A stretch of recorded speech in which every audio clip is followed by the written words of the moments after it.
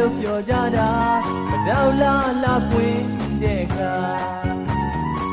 ပြိုမင်းသစင်ညာစီလို့ကြိုလဲပါခလာလေးနဲ့လောင်းဖက်မှာမန္တလေးမြို့သူလေးပြုံးစားသာရင်ကျဲဘယ်မှမြစ်တာစကားဆိုမှာဆိုတဲ့ဆိုခြင်းဆိုပန်းကလေးတွေထက်သာမင်းတို့လာမမုန်းရဲ့ပါ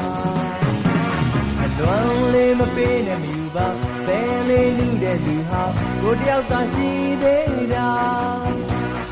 သူတင်ညတာယူဝင်လာစွာတော့ပန်းဝါပန်းပေးမှာအလွန်လေးမပေးနဲ့မြူပါဘယ်လေးလူတဲ့လူဟာကိုတယောက်သာရှိသေးတာသူ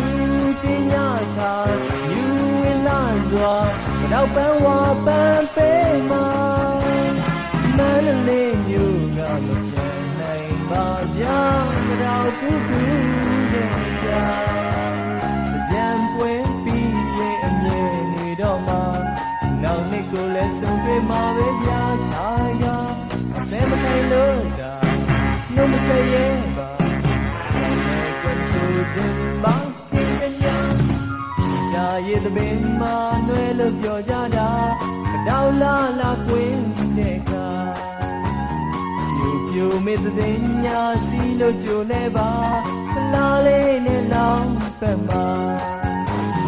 မန္တလေးမြို့သူလေးပြုံးစားသာရင်ကျဲဘယ်မှမြစ်တာစကားဆိုမှာဆိုတဲ့ဆိုခြင်းဆိုပန်းကလေးတွေထက်သာမင်းတို့လာမမုန်းပြပါ